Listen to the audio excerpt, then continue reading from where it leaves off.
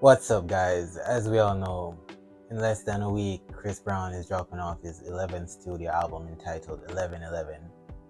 I must say, I'm not overtly excited for this project.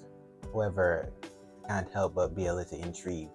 As y'all know, Chris is my favorite living artist. So naturally, I am intrigued for the album. We don't know very much about this album. There hasn't been a track list or a feature list revealed yet. But what we do know is that it drops on November 11th, and it will be a double-sided album with 11 tracks dropped at 11 a.m. and another 11 dropped that will drop at 11 p.m. There's still a little confusion as to how that works. As we know, the normal tracking week for an album begins midnight on Friday, and Friday will be the 10th of November, but he's dropping on the 11th. So I'm assuming it will be 11 a.m. on the 11th for the first half of the project, and then 11 p.m. also on the 11th for the latter half. That does take away pretty much an entire day of his tracking week, so I think that is a risky thing for him to do as it relates to him being on the charts. However, I get he wants to toy around with the idea of 11, so I don't necessarily blame him for that. Well, to get into my expectations for this album, well, not necessarily my expectations, but the things that I would want to see from this project is I want some experimental stuff. I want him to delve deeper into that neo soul bag. I want him to carry over what he did on tracks like Harder, Sleep at Night, even Dream, and so forth from his Breezy album. I want him to translate some more and just delve into that lane a little bit more on this project. So naturally, the tracks I want him to steer away from are the Need You Right Here, the Sex Memories, the and so forth. Like, I'm pretty much over that type of production, and I don't necessarily want to hear Chris delve too much into that lane on this project. I'm looking for something concise. I want him to be focused. I want him to actually like stick to what the album is to be about. He hasn't necessarily said a lot about 1111. I know he made an Instagram post. He's kind of playing out the idea of make a wish, like that's what 1111 stands for. He almost makes it a rhetorical question, asking what does 1111 mean to us. Going into this project, I'm a little iffy, no pun intended, because I kind of really hate that track. But I'm a little iffy as to what we will get. I was a lot more excited when he initially announced that it would be 11 tracks, full stop. But in recent weeks, he has done the typical Chris Brown formula stuff and added an extra 11, still toying with the number 1111. Thus far, I want to say he's dropped 2 singles. I don't see Summer Too Hot not being on here. So it would be Summer Too Hot, which is a pass for me, and Sensational, which I really enjoyed. That intro was just superb. There isn't much to go off regarding this album in the way of snippets or even features, so let's just get into who I would want to see on this project and the people for him to stay away from. So I think Bruno Mars would be a nice feature on this project, and I don't think Chris and Bruno has actually ever done anything fully in regards to a song, so that would be something to see. And I do think his peers have been hyping that collab up ever since the Breezy album, but it didn't pan out, so hopefully something is in the works for this project. Next, I would have to say I like to hear him on Lucky Day. Personally, this is just for my preference. I do enjoy Lucky Day's music, and I just feel like Chris and Lucky on a track, on a good sultry R&B track, would be good. And yeah, both vocalists actually going at it on a duet, that should be quite entertaining. Next, it has to be Her. Closure was not my favorite collab from them, but still, Chris and Her, when they come together, they tend to make really great music, and I just want to hear more of it, so I like her on this project. I guess SZA would also be a good collab. I'm not like a massive SZA fan, but she is really popping in the R&B genre currently, and I guess it would just be a moment, one of those moments. So yeah, I think SZA would be a nice fit.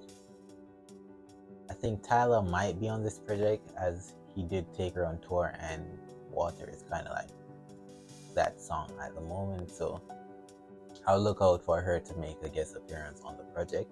Yeah, my feature list isn't that heavy as I do want this to be a focused project, and I think projects are a lot more focused with features being less impactful because they don't necessarily always stick to the theme or the ideology of what the project is intended to be. So yeah, as the features that I think will be on this project, I have to go with Nicki Minaj. I think Busta Rhymes is a prime candidate. I just seen a little bit of them teasing something. Obviously we already had Davido and Lil J. I do think another Afrobeat artist will make an appearance on this project. So as to who that is to be determined, I suppose. Maybe Burna Boy does make an appearance here. That's the Infinity Stone collection, right? He already had Wizkid, Davido, so I guess Burna is the next step. Also, I think Byron Messiah, that's a singer of Taliban's, does make an appearance on this project. Sean Kingston may make an appearance. These aren't necessarily the features that I want to see, but Chris has a tendency to, whoever he's worked with in the past year or two, they're the people who are on his project.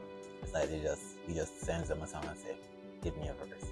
So we just have to look back on who he's collabed with recently, and you pretty much have the feature list. He doesn't necessarily go out of his comfort zone when he releases features.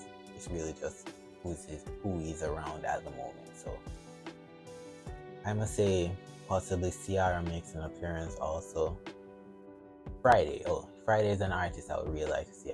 Don't Give It Away probably has been my favorite feature from Chris this year, and Friday absolutely killed it, and also his album. So Friday's album was pretty good, so I want them to be on something a little bit more lo-fi, something more geared towards Friday's sound, as opposed to them getting on anything too heavy hitting. So yeah, that would be a really nice collab. Artist I want him to stay away from for this project: Tyga. We've had enough. Just give that a break. 3 songs. They've not really made good music together, unfortunately. Outside of, I want to say, songs on 12th place, so no 3 songs, please. Stay away from the little guys, all of them, except Lil Wayne. Lil Wayne is always a plus on Chris's project, so if Lil Wayne makes an appearance, I would enjoy that. Stay away from all the trappers. Like, none of them is gonna add anything of value to your project,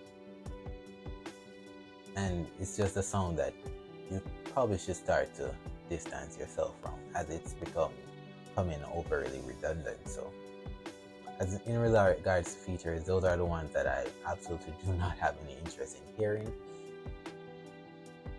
How I think this project will span out, I mean, we have 2 singles to go off. Summer Too Hot is upbeat R&B, trappy sounding cut. Sensational is a more instrument driven dance, Afrobeat R&B infusion. So I think he'll be going into the realm of normal Chris Brown albums. We'll get a couple R&B cuts, definitely. I think he'll do a few more Afrobeat tracks. I hate to say it, but I do think we're gonna get the trap segment of the album. Hopefully not. Hopefully it does surprise me. Tracks that I'm really anticipating. There's only one snippet I've heard of from Chris in the recent years that I really want him to release, and it's this track. I think it's entitled "Don't Let Go." So hopefully that makes the project. Otherwise, hopefully everything else is completely new and fresh. So yeah, going into this album, I'm hoping for the very best, but I think this is a project where things can go extremely well or become extremely redundant with him pretty much doing the same thing again. And I don't think there's any way I go into this project and hate it. However, I do think there's a way I go into this project and I'm underwhelmed by it. So I really hope that's not the case. Chris does have the talent to deliver his best body of work every single album cycle. However, he does not do that. So I don't want to put too much expectation on this project. I'll just rather subvert my expectations to something that's normal, and then he actually goes beyond that expectation. So yeah, going into this album, I think I'll definitely find a couple. I mean, it's 22 tracks. There's no way I don't like at least 10 of these tracks. So going into that project, I'm hoping for great things. I really hope he experiments with his sound a little bit more. Give us a little bit more balance. Like, I feel like going through Chris's catalog, he does make ballads every album cycle. Don't get me wrong, but I just feel like the ballads get overshadowed because of the party and the club music. So probably give us a few ballads, give us a good duets. I feel like him working with R&B female singers turns out a lot better than him working with R&B male singers. I just feel like the quality in the music they deliver is a lot better when done that way. So hopefully we get a few duets. I wouldn't mind hearing someone that feel like give us a major pop artist. I don't know. Let's see who's probably available. I don't know. I think if I ever want Chris to make a piano ballad with any pop singer, it would have to be Adele. I don't see that happening, but I think Adele would be massive.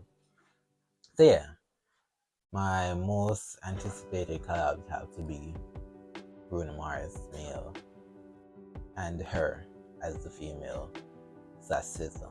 So whichever I get, I'll be pleased with that. So about my album review, since it's a double-sided album being released at different times, you will get a reaction to part A when it drops. As to how I'll do part B is to be determined. It really will be directly impacted on how I feel about part A. So if I love part A and I'm just astonished by the body of work, instantly when part B drops, you'll get the second part. If that's not the case, you'll get a reaction to part A, no reaction to part B, but you'll get an album review following in a few days from then. Or if I do love part A and it's just exceptionally brilliant, you'll get a live stream for part B when it drops, and we'll actually listen to the album together for the very first time. So let me just know which version of the rollout you'd much rather, but you'll definitely get a reaction and a review in a few days, regardless of how I feel about the project.